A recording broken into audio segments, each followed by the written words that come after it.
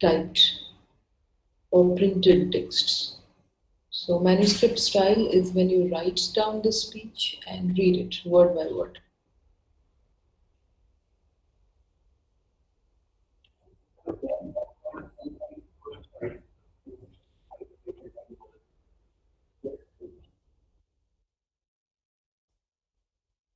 Ma'am, one doubt. Hmm. Ma'am, if what is the type of manuscript the celebrities or the ministers use in front of the media? Manuscript? Handwritten or typed? No, now we don't write it, no? We type it. No, Everything is ma'am. typed. Sometimes, like in Independence Day, the our Prime Minister Hmm. reads some lines and gives his speech. So that one.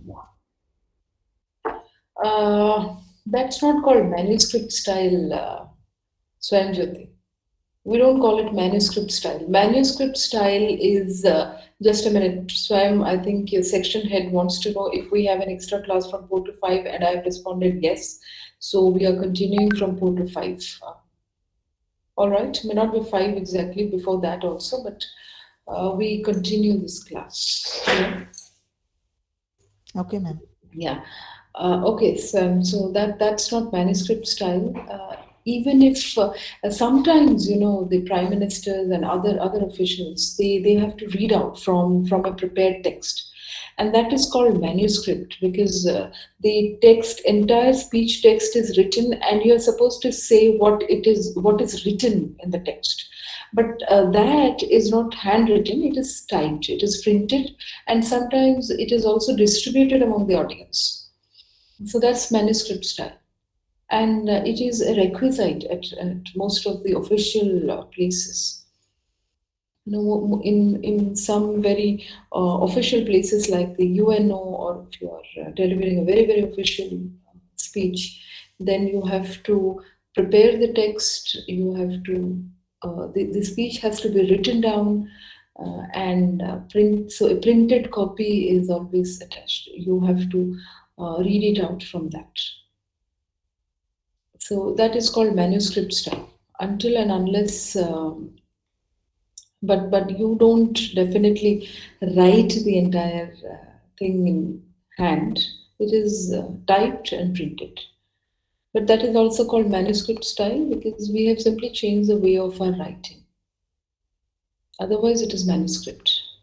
But sometimes the leaders, the politicians, or the ministers, they don't read out verbatim, word by word. What they do is they have a cue card, and they simply jot down the key ideas or the points that they are going to speak, and they do that. Okay. Yes, ma'am.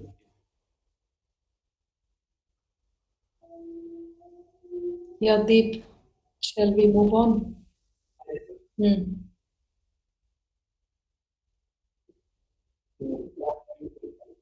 Hmm. Hmm.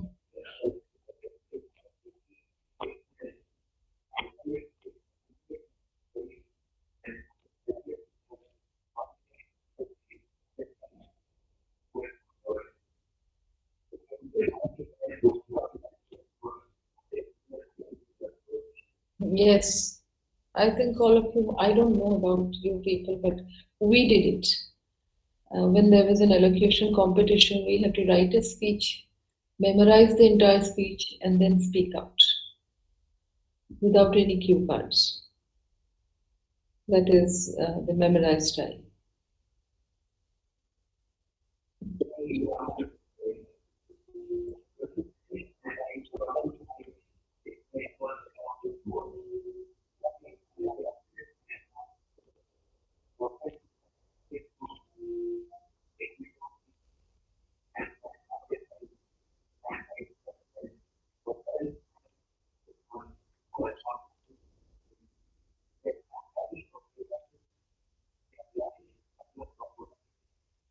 Hmm.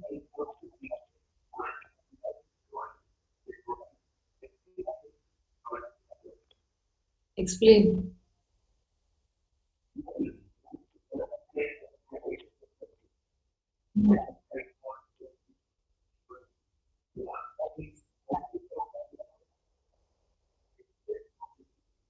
Yes, we just go there and we have to speak. We are so suddenly invited onto the dais to speak that we have no time to prepare. So we have to instantly speak. So the instantaneous speaking is impromptu style. And these speeches are very small, very short speeches. And they are always accompanied with some kind of a ceremonial events like toasts or acknowledging someone, introducing, thanksgiving, um, and just giving a brief overview of what you felt, your response to something. So, for example, if I call upon and say, "How do you respond?" or "What is your response to this course?" So, I ask you immediately to speak on that. So that is impromptu style. You have to make it up on the spot. No time for preparation, and that is why they are short. Yeah. Okay. Next. Hmm.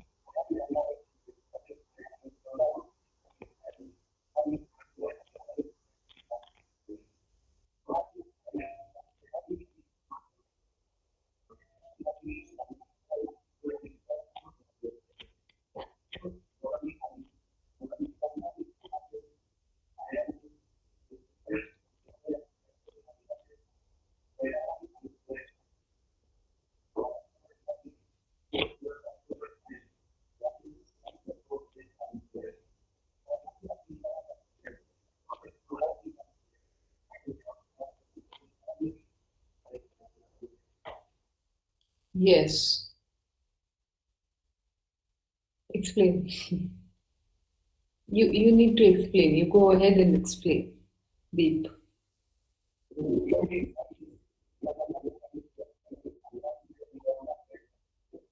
Now, what you're doing, Deep, is an impromptu style of delivery because you have literally got no notice about this and you have to speak extemporaneously. Okay. Hmm.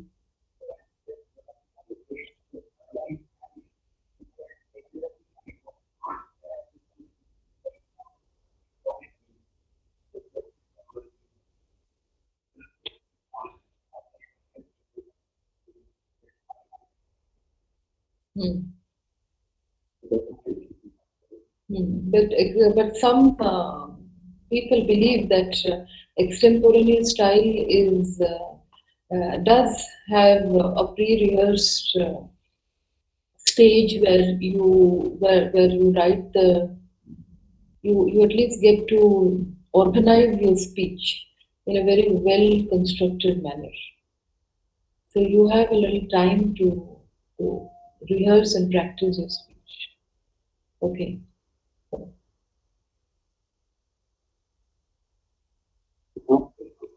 Hmm.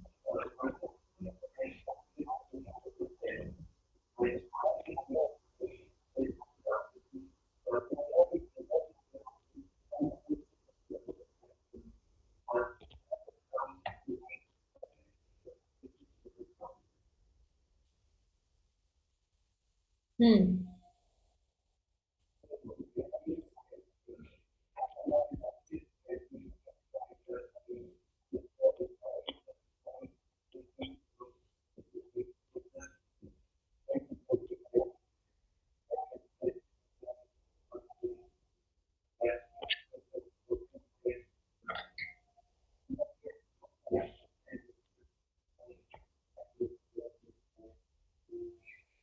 Mm-hmm. Okay. So yeah, rate of speaking is don't speak in monotone at one pace. Sometimes you go slow, sometimes you can speak in a very excited way, or you can increase your pace of speaking. So it should be a balance of all this pacing, not slow altogether or not quick or fast altogether. So it should be a mixed variety. So you get a mixed sense, and this creates an impact like that of, I guess, Martin Luther's speech. Sometimes he speaks very excitedly. He raises his voice, and sometimes he slows down. Sometimes he speaks continuously in a breathless manner. Okay, so all these have some impact.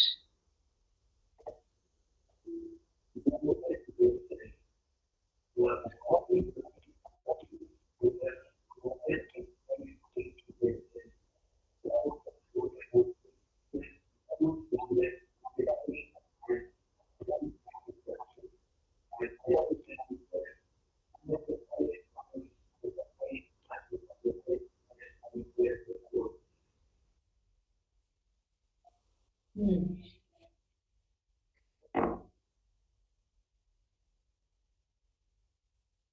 Yeah. Hmm.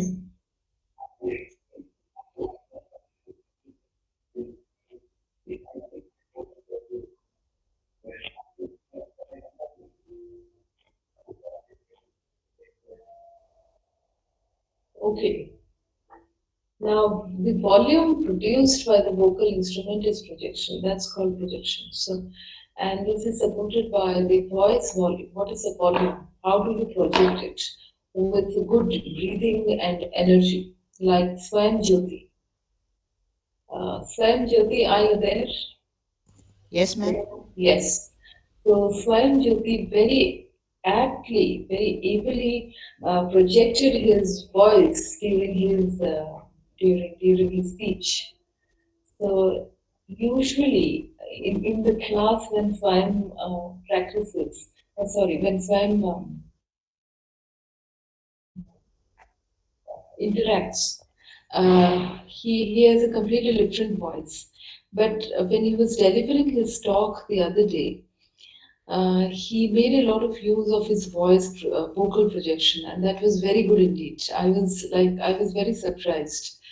So the vocal projection is one of the most important elements of speech delivery, and there are vocal trainers who train you or who work on how you can project your voice projection.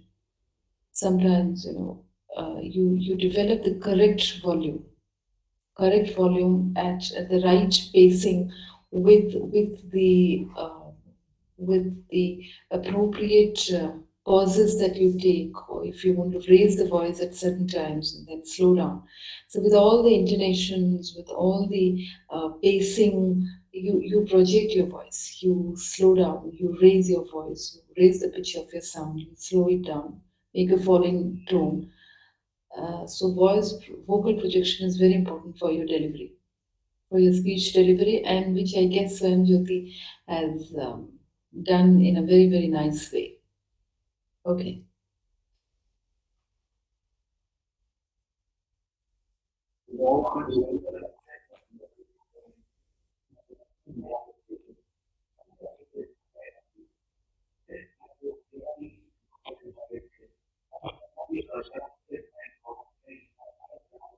Hmm. Yes, Steve. Explain.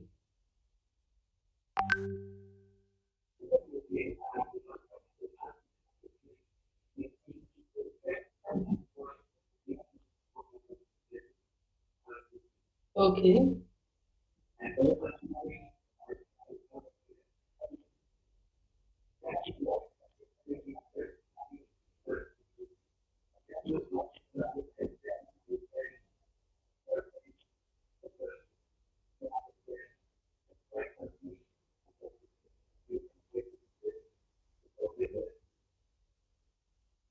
So when you are delivering a speech, what should you wear? According to the speech topic. Coat. And oh, Kamrup, where were you? Ma'am, I'm here only. Okay. Hmm. Something formal. Yes, something formal, right? Something formal, and when you're dressing up, dress is very powerful. Dressing up is a very powerful tool because it enhances your confidence some point of time. So your clothes that you wear, the way you groom up, has a lot of impact on how you behave and how you expect people to behave with you. So when you're dressing appropriately and you know that you're looking good, you have an inherent confidence which makes you feel comfortable to address a gathering. So dressing up is very very important. How you dress up, personal appearance. Yeah.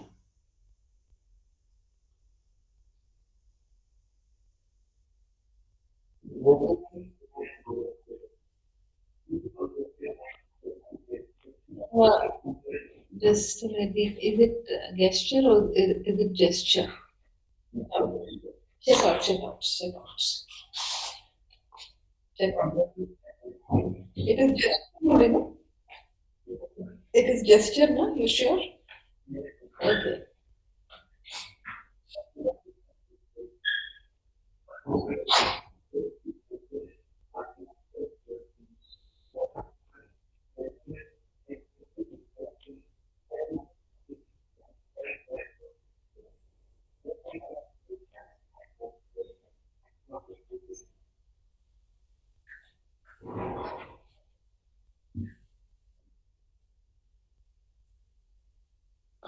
Tell us, Steve. If you want to take the help of any of your friends, there are a lot many Sudhanshu, Kamru, and others Pranab. So if you want to take the help also, you can.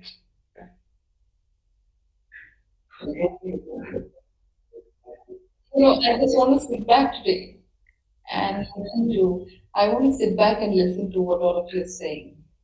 Let me see how much have you acquired from this course. Okay. Good going, Dave. Go ahead. Yes.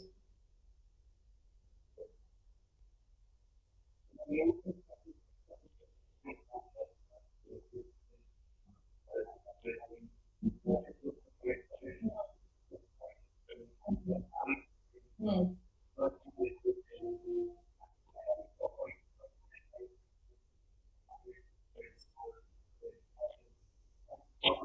Hmm.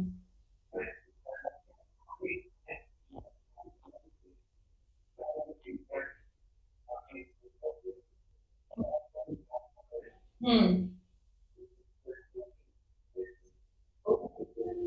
Hmm. Good.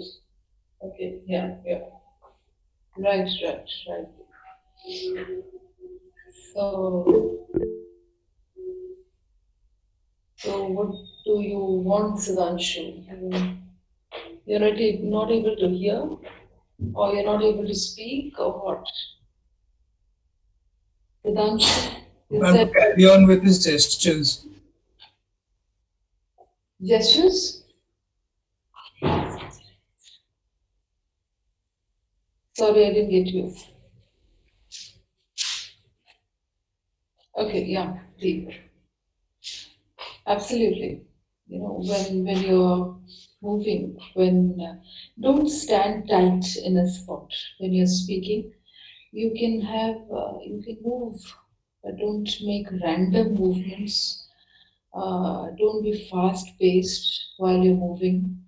It's not a walking race. It's not a competition. So move with grace and elegance. So when it comes to movement and gestures, these are the two words that you need to remember: grace and elegance. Yeah. Uh, yes. If you want to add anything to these, please go ahead. Please Ma'am, go. like for example, if we have to explain something big, then we will raise our hand and do something, separating our hands apart from each other, Yes. and Yes. eyebrows raised, that kind. And Yes. if we are explaining something small, then we will make our hands like pins of something like that. Hmm. Yes, sir. Yes. So that's the example. Yeah. Uh, Gestures. It is gestures. Plagiarism. Again, plagiarism, gestures. Right, right. So the movement and the specific gestures are very integral to your speech. So you cannot stand like a robot, the earlier days, former robots, and speak without any gestures or facial movement, without any movement. It's not possible. So you have to make certain movements. Most of the time, our non-verbal gestures come very naturally when we are speaking, but we must remember that we don't have to be extremely animated, jumping around. So whenever you're moving or whenever you're speaking or making any gestures, make it with grace and elegance. Yeah. Okay. Yes.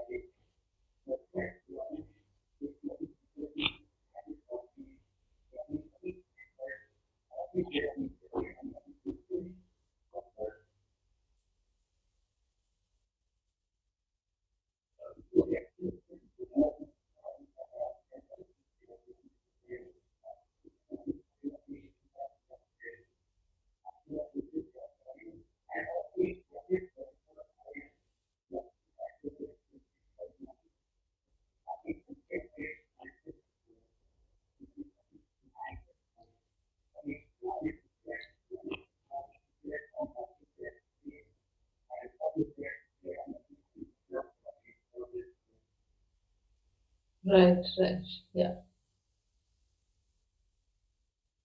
Anyone else would like to add to this? So there are two words basically, staring and gazing. What is the difference? Staring and gazing. What's the difference? Staring is for some living organism, and gazing is some grass field. Like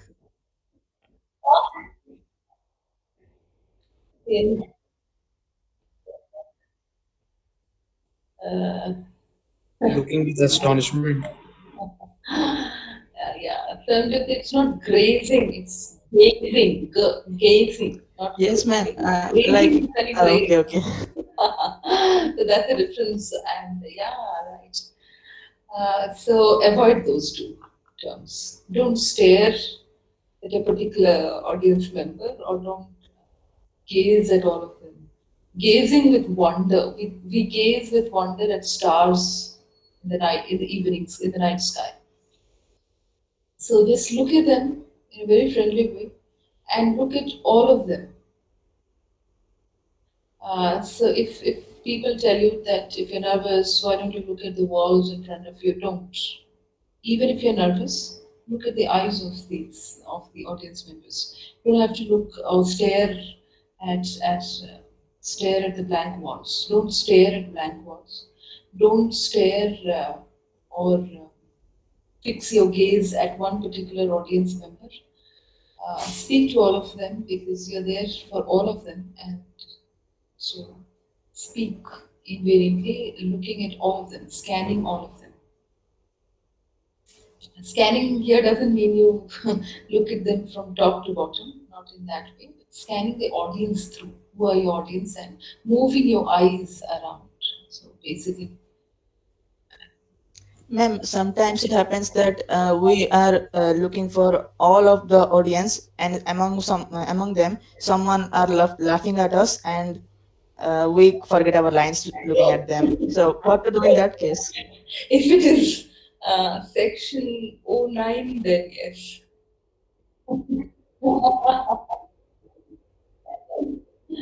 Okay. But if you can identify who the friends are who are going to laugh at you and who are going to Ma'am, make fun of you, backbenchers. yeah, so don't look at them. If you know them, if you can identify, don't look at them. You look at people who are sitting in front and in the middle.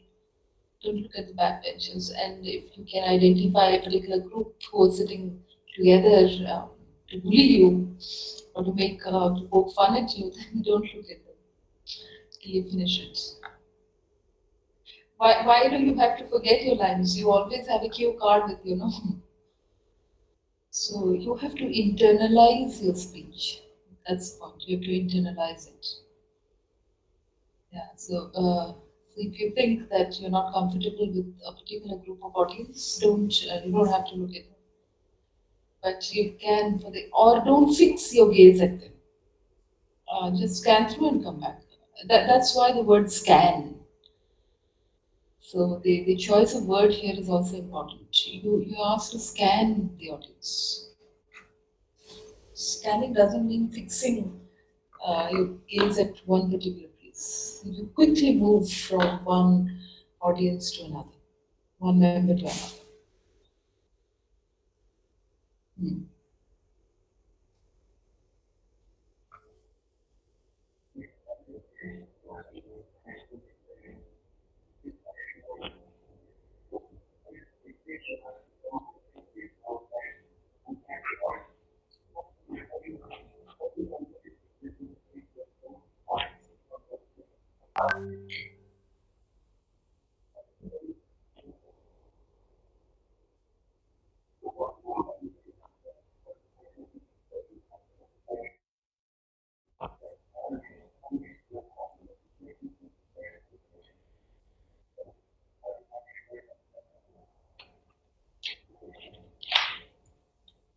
Hmm.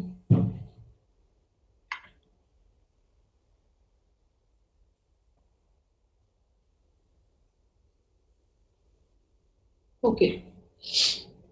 Preparation, practice, and delivery.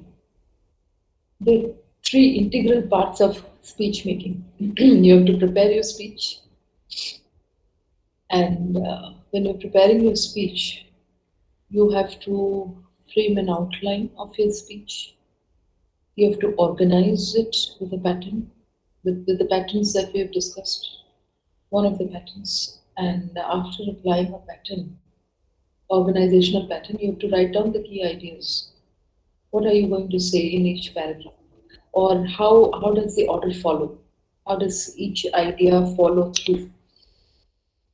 But if you have a visual aid, well and good. If you don't, you can have a cue card where you can write down the key ideas. So this is where Swayamjyoti, the first question that you asked, the initial question that you asked, how do the ministers and important officials deliver the speech with the paper? Sometimes it is the complete speech text that they read through, that they read out. And most of the time, they just simply mention the key ideas that they are going to present. So you can create your own note or cue cards, which you can use during your speech. But when you're preparing, you must know the outline, you must know the order and the organizational pattern that you're using. And then, because in the notes, in the note cards that you're preparing, you have to simply write uh, the key ideas and in which order you're going to present it.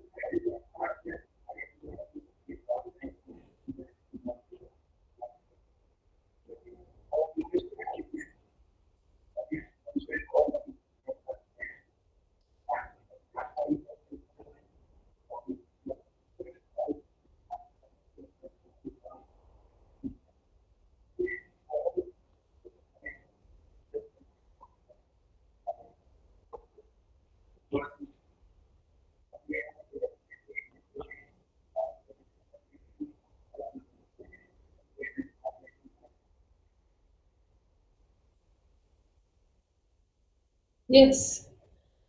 Uh, I just wanted to know honestly how many of you actually rehearsed before doing the presentation here in the class. Yes, it really reflected in your speech. Okay, yeah, Pranam. Mm, yeah. See, I have heard you since the beginning, genesis of the class. So I am so, but Pranab doesn't. It's not very interactive in the class. So, but your speech delivery was excellent, Pranab. But since I don't know how else do you speak in normal situations, in classroom situations, so I really can't. Distinguish the difference. But for Jyoti, yes, I can because he has been interacting since day one of the class, and I have seen the difference in in his entire journey of the CTC class. I can make out because the way he spoke, the way he presented the speech, I'm talking about the content was good. The content was good for all of you, but the style, the vocal projection, especially Swan Jyoti, was very good, and it shows that you have rehearsed a lot. The way you spoke, presentation, yes. So rehearsing is very important. How many else rehearsed before they presented? And some of you might be, born speakers. You can speak really excellent, very well. Yeah. So only two, Swan Jyoti and Pranab. Deep, have you not rehearsed before speaking, before presenting? No? You're a born speaker. All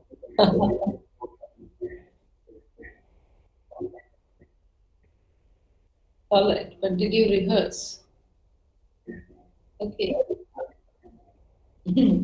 That is okay. And Sudhanshu, is your internet stable now? Are you able to hear? Sudhanshu Prasad, I guess he's. Yes, ma'am. Oh, yes, yeah. So I guess, did you not practice before speaking?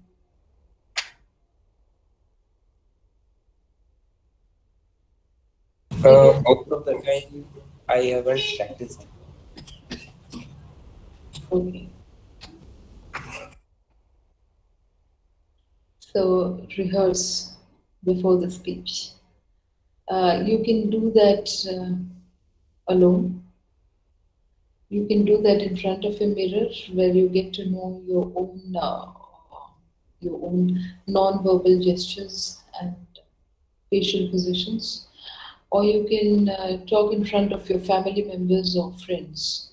Now it is, or you can record your rehearsals so you can get a get to know how your audience will hear it. But most importantly, if you do it with your friends or family, then they're there to uh, give you a feedback. And I assume that they will give you an honest feedback on the kind of changes that you need to make or things like that. So rehearsing is a must, and it is helpful if you do it in front of someone who can really point out things that needs improvisation, or who can also compliment you. So rehearse. Now this is important because uh, there's an interesting information. There's an interesting information about the word delivery. Interesting connotation to the word delivery. Yeah.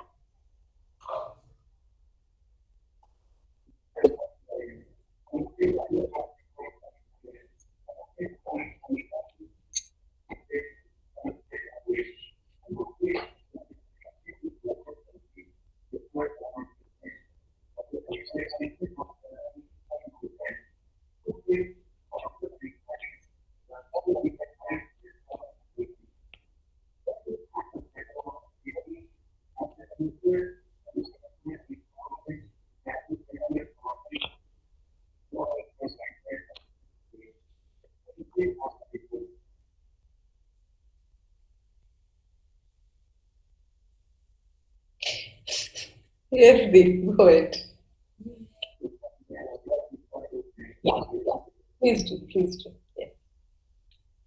Or anyone else would like to add to this?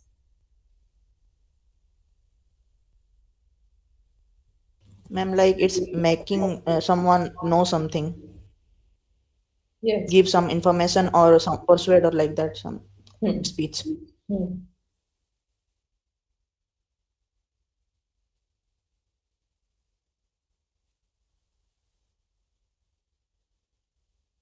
Or it also can be like reanalyze something like some concept like deforestation or global warming and giving new informations.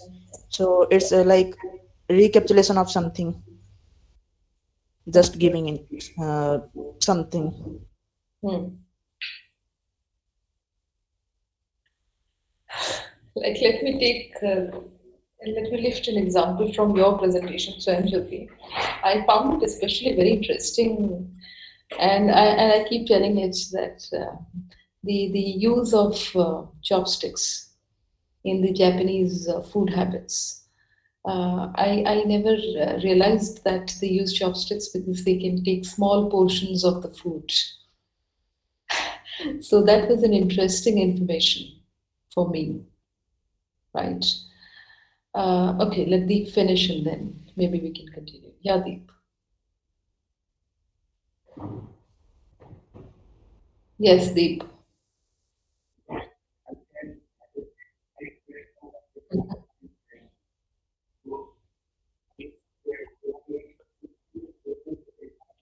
Yes.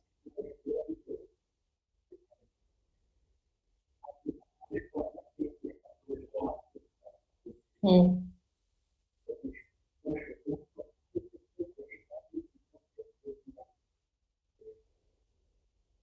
There's a difference between giving a speech and delivering a speech. From day one, I've been telling you that words have different meanings. They have layers of meanings, and they are layered with a different kind of connotative and denotative meanings. So the connotation that we attach with the word delivery is something more than just giving a speech. We are not just giving them something. When we are giving our audience with some kind of a predetermined responsibility. Remember when we talked about the ethical goals of speech making, one of them was raising social awareness. And when we were talking about informative speech, it was on on the new information or the information that our audience doesn't know.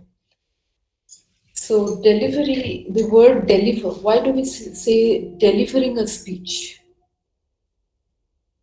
We usually say that we are delivering a speech. And why is it so?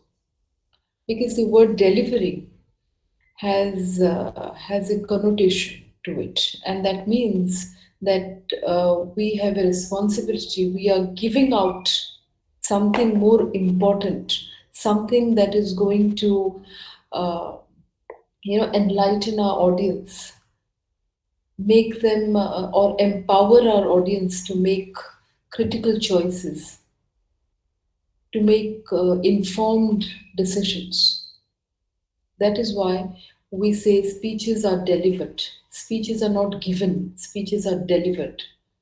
So the word deliver has numerous connotations to it. So that means we are giving out.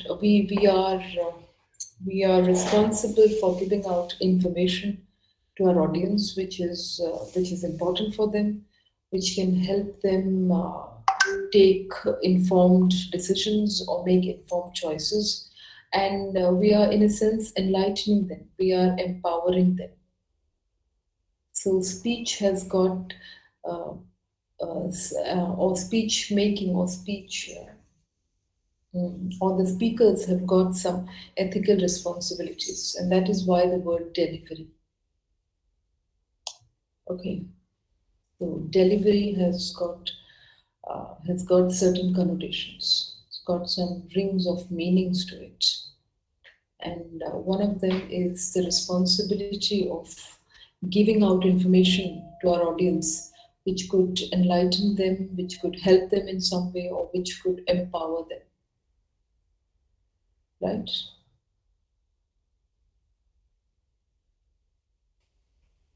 Yes. No. Mhm. Okay.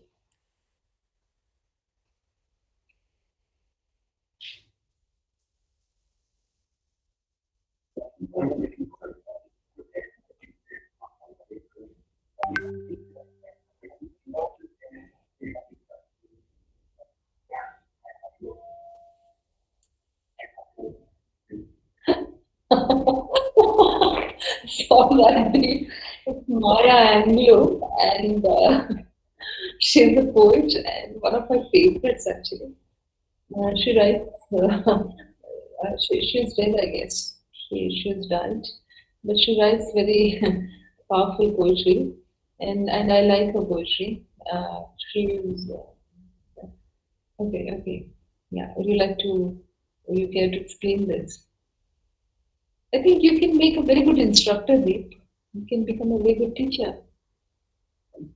Yeah, you can think about this, taking up teaching as one of your career options.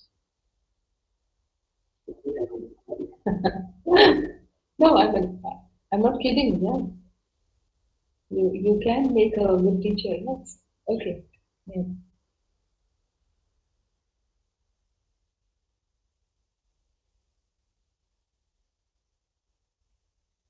So what give? Hmm.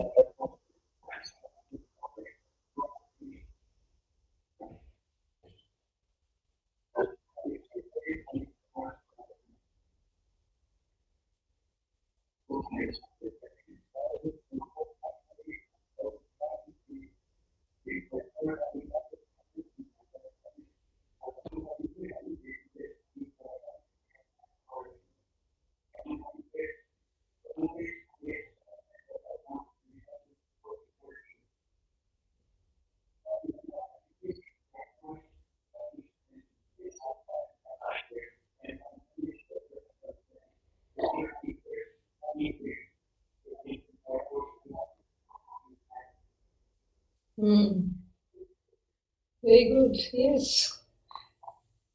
So Deep, I think you should seriously consider making different career options.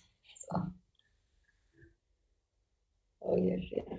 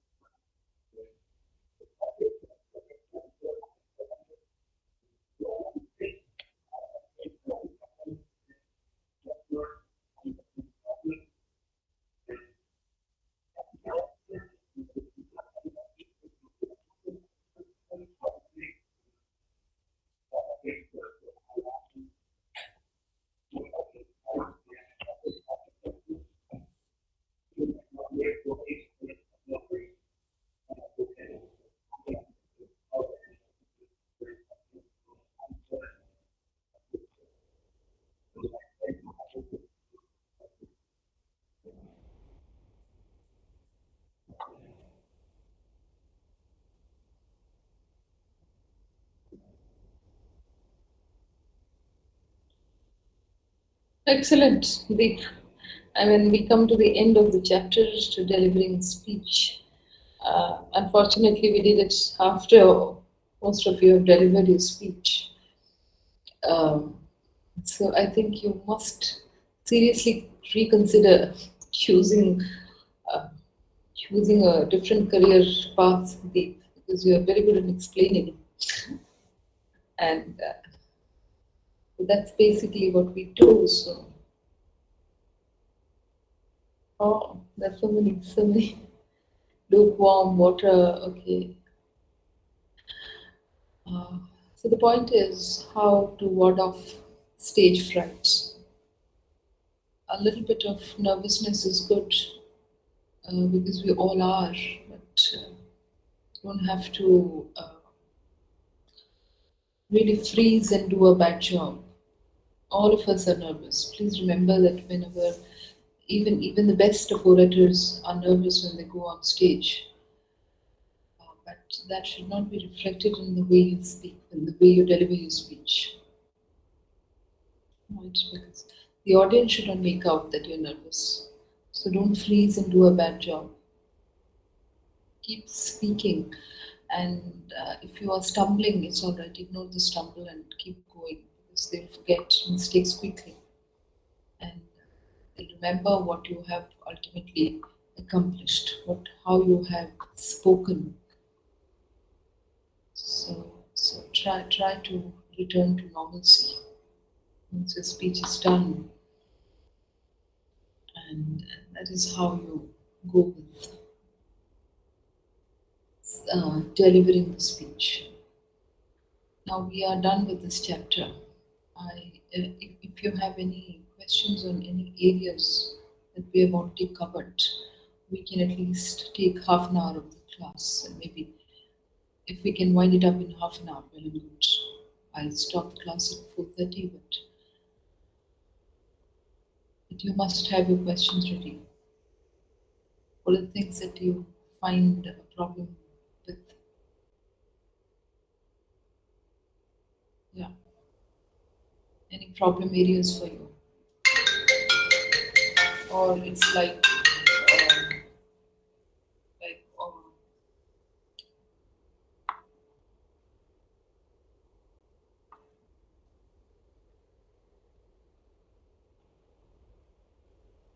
you're very clear with all the concepts. Yeah? Ma'am, will eating mint help in any way during our presentation?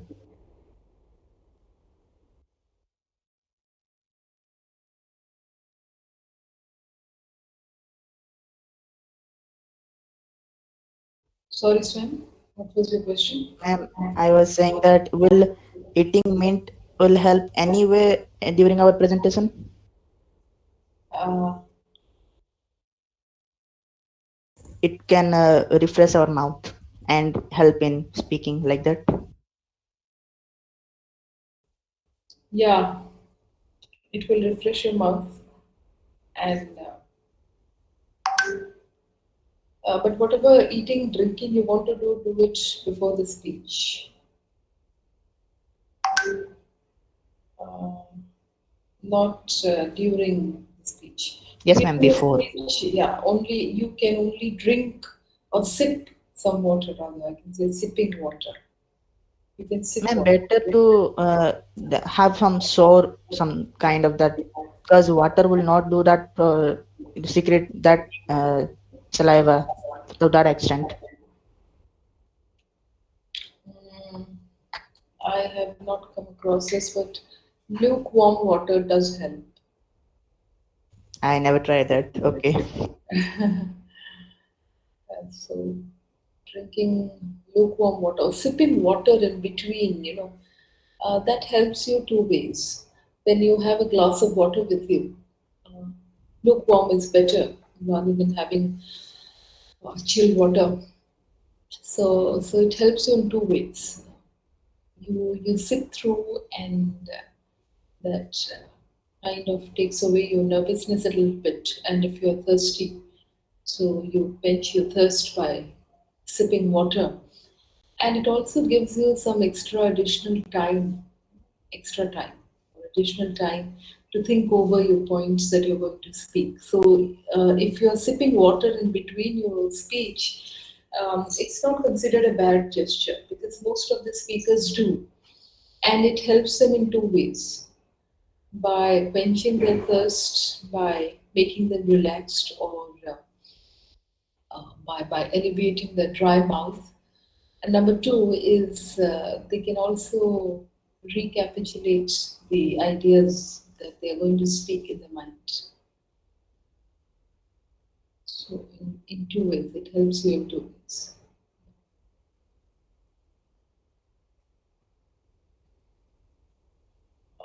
So, any other quick questions on your entire course?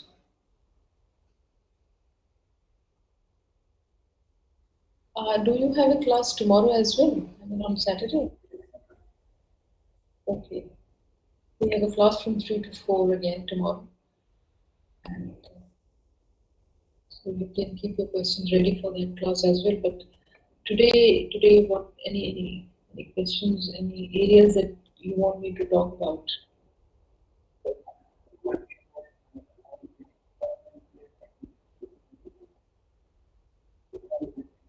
Communicating arguments is how arguers tend to influence their. I've not shown you the PPT.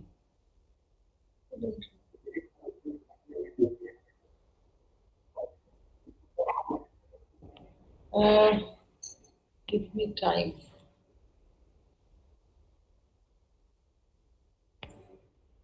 Just a minute.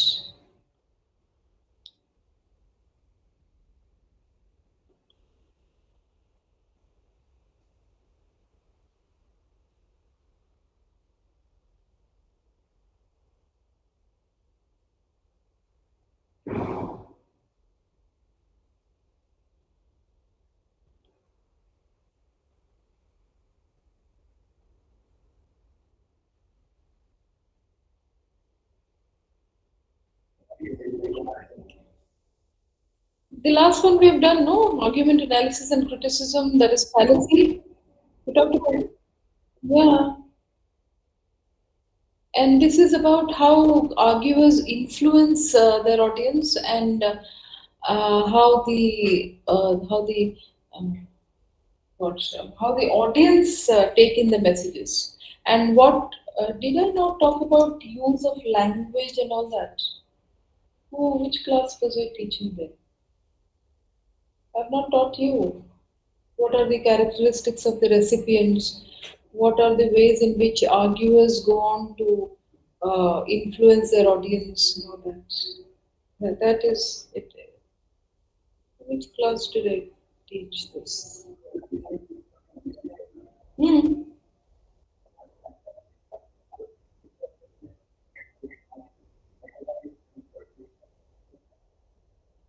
Oh, okay, okay. Okay, we'll do it tomorrow. Yeah, maybe I missed it in your class. We'll take this up tomorrow. But if there is anything else that you'd like to ask me, any other areas that you find difficult or that you want any additional explanation or something.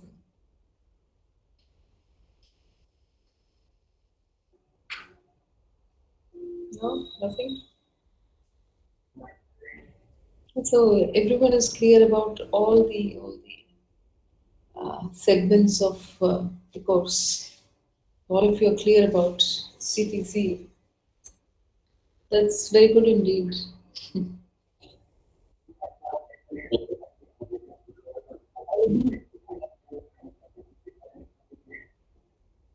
Reasoning. Okay, let me quickly recapitulate reasoning for you.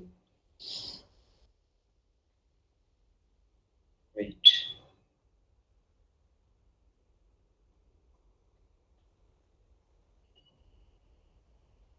Let me quickly do this.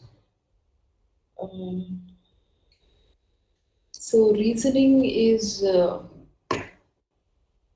how you explain how you connect your evidence with your claim. That is reasoning.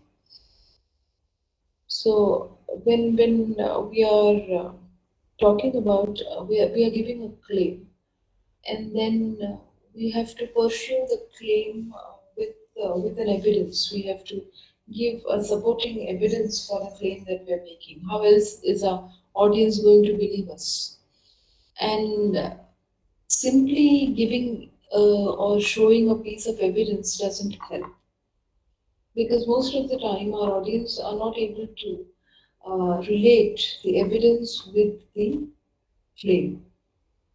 So they are not able to infer. And that is the reason we have to tell them, we have to explicitly explain them that this particular evidence uh, tells us or verifies our claim. For example, uh, say for example, I make a claim that smoking harms your lungs, or smoking has negative health consequences. This is my claim. And to support the claim, I show you an artifact. I show you an X-ray film of the lungs.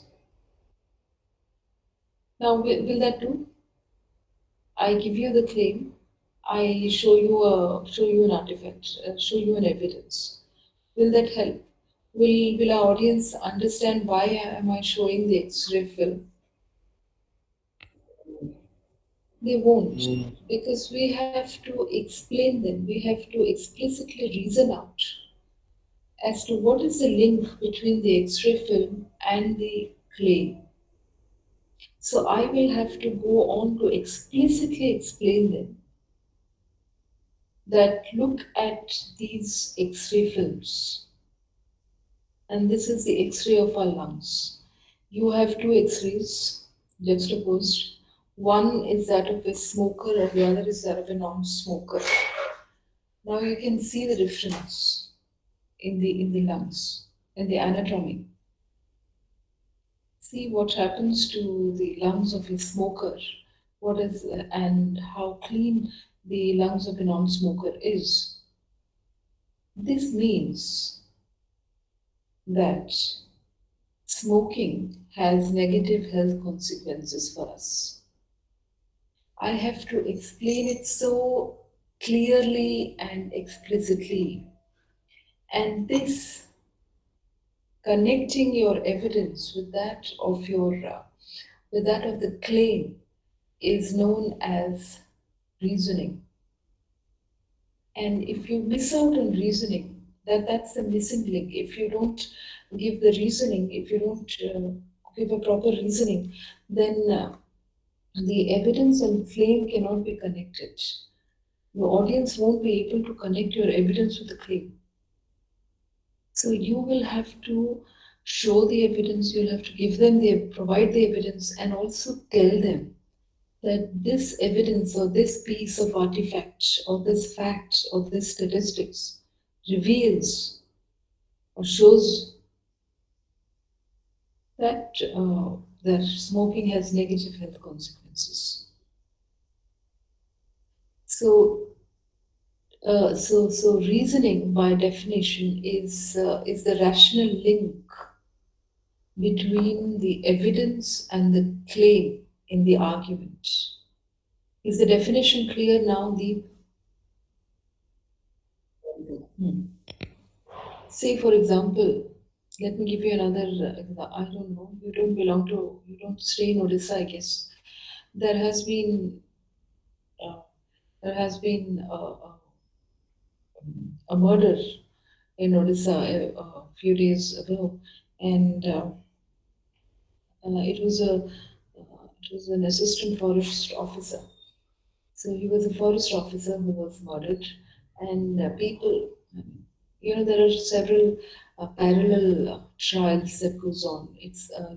We have a media trial, we have a public trial, we have we have the court trials. So, so some factions of the media claims that it is the wife who has murdered the man. And then they go on to provide the, the artifacts, like some documents where where the husband is supposedly signed a court paper which says that, an agreement paper which says that, uh, all my property, my salary, everything is been transferred to my wife. And immediately after 2 days of this, uh, the man is found dead in very suspicious circumstances.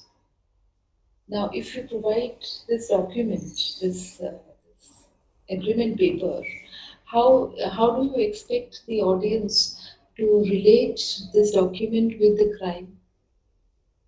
So, how is this evidence linked to the claim? You will have to explicitly reason it out, and that connecting dot, that connecting link, is reasoning. So, reasoning explains the link between the evidence and the claim. All right.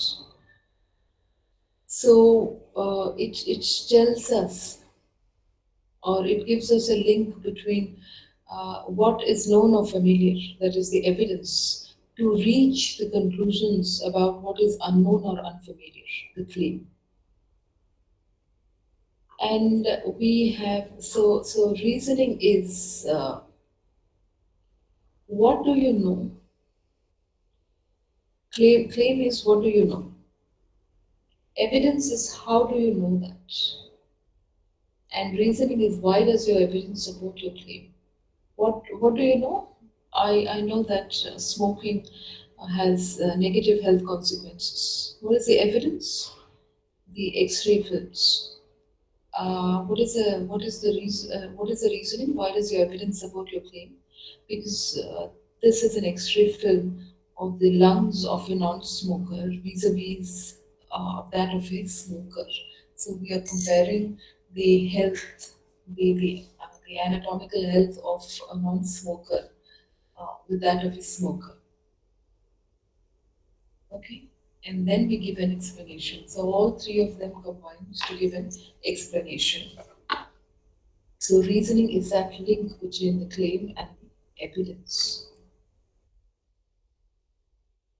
Now we have this claim and the evidence, and in between there's reasoning which connects them. We have six categories of reasoning: quasi-logical, analogical, analogy, generalization, causal, coexistential, and dissociation. So, quasi-logical is, again, it's divided into three types: transitivity, incompatibility, and reciprocity. In transitivity,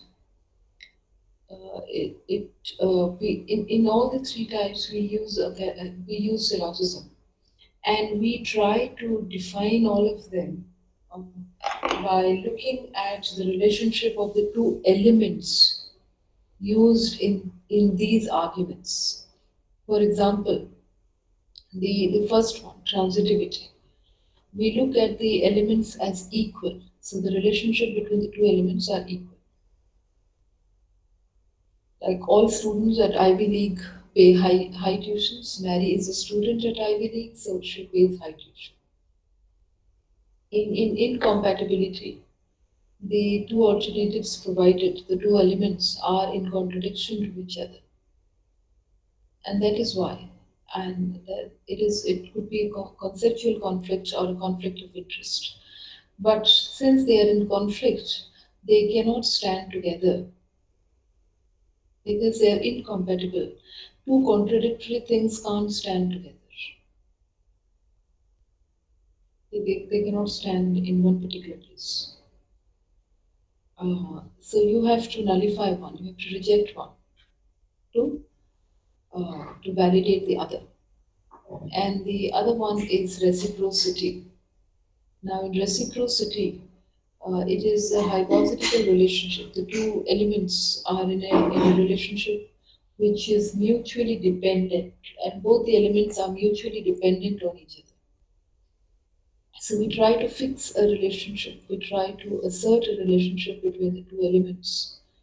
The first transitivity is that of equal relation, incompatible is contradictory, and dependent is, oh, sorry, reciprocity is dependent.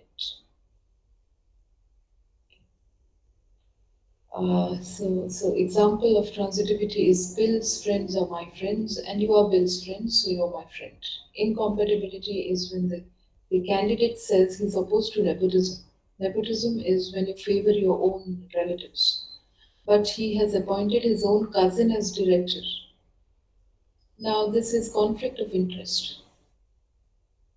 You cannot be opposed to nepotism and appoint your cousin, your own cousin, to office. So you have to negate one, nullify one. This is an incompatible statement. Reciprocity is where the two elements are mutually dependent on each other. Meeting our responsibilities means doing a better job. We are doing a better job. That means we are meeting our responsibilities. So they are mutually dependent. Analogy is this clear, Deep? Is it clear to you? Mhm. Okay. Yes, ma'am. Okay. Analogy is when we see the two objects, the two elements resemble each other in certain known respects. So our premises is when they resemble each other in certain known respects, they will also resemble each other in respects that are unknown. So similar situations will have similar outcomes. Similar objects will exhibit similar characteristics. So if the two objects are similar in known ways, they will also be similar in ways that are not known.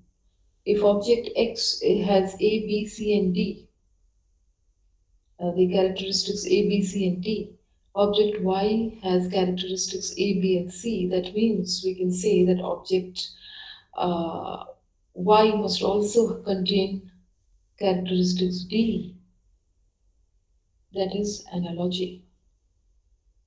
Comparing two objects of the same class who share many characteristics, so we can conclude that the object which is not known will also possess the same characteristics if it is similar to the known object. All right. So, assuming that two objects are similar, one is known, the other is less known. Assuming that if the two are similar in ways that are known, they will also be similar in other ways. That is analogy. Generalization is when we observe or we see some qualities, some attributes in some members of class, and go on to generalize it to the rest of the class. So if we see that many rabbits that we come across have short and bushy tails, we will apply that. We generalize that to the rest of the rabbits. So all rabbits have short and bushy tails. Now, causal arguments is it asserts that one condition or event brings about another condition or event. So if this will happen, it will follow by that. So if lightning strikes over dry timber, a fire will result. You definitely have a fire. So lightning causes a fire.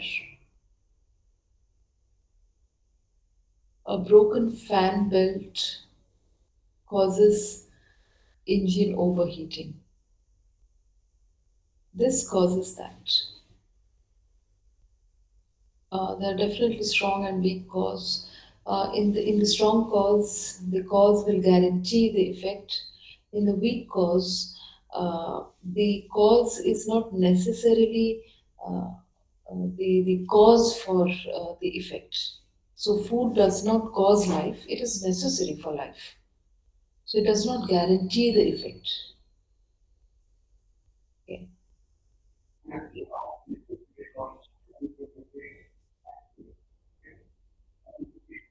Reciprocative is when they are mutually dependent. For example, see this example. Uh, See this example. What is honorable to learn is also honorable to teach. If you find that this is honorable to teach, that means it would also be honorable to learn this subject. Or do unto others as you would have them to do unto you. So there is a reciprocity, there is a dependence. This doesn't cause that. Does honorable, yeah. Does honorable teaching causes honorable learning? No, it doesn't cause it. But they are mutual. They are mutually dependent on each other. The one element doesn't cause the other. It doesn't cause the other. They may be they may be separate entities. One doesn't cause the other. You're getting my point? Yeah. So meeting responsibilities doesn't cause better job. It is not the effect. Better job is not the effect of this. So there is no cause and effect relationship here. One doesn't cause the other. But they are separate entities and they are mutually dependent.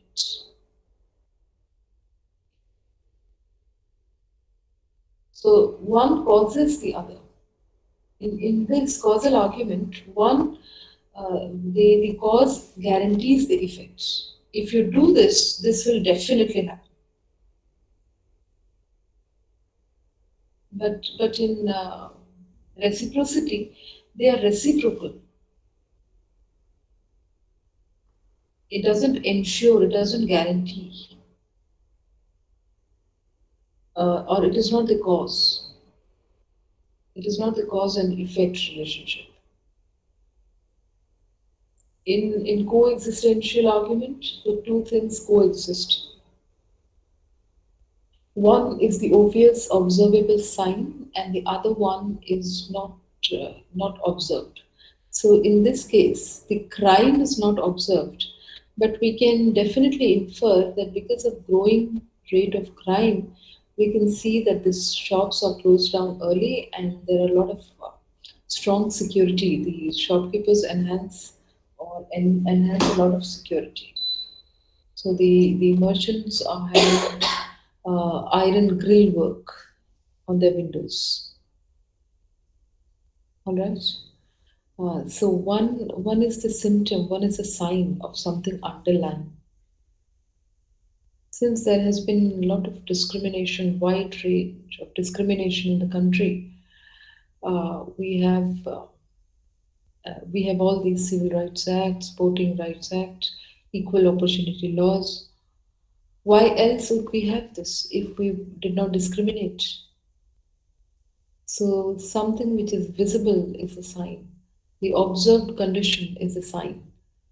Something which is not is the unobserved condition. And both of them coexist. And finally, we have dissociation where we disengage one idea from another, one element from another. And we don't try to see a relationship between the two. What we do is we disengage, we disintegrate the two ideas, separate them, and then go on to assign different values to the two ideas. One value can be assigned a very positive, one idea can be assigned a positive value and the other a negative one. And then we place them in hierarchies. So it is based on value hierarchies where one of the ideas is positive, highly ranked at the apex, the other is not.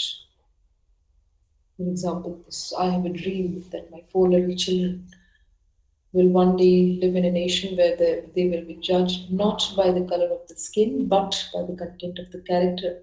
And the two ideas that we can disintegrate here is the color of the skin and the content of the character.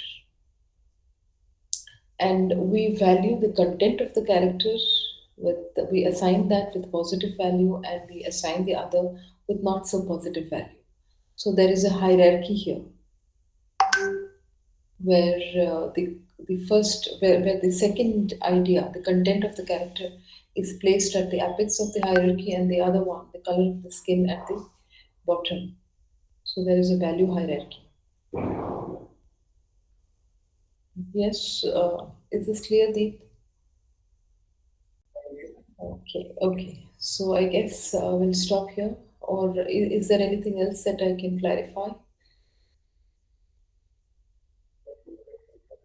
Okay, anyone else who has some, who needs any clarification on any other areas? Or keep your questions ready for tomorrow. All right? Get your questions ready for tomorrow. So I think we can finish the class off. Yeah. Yes. Yes, ma'am.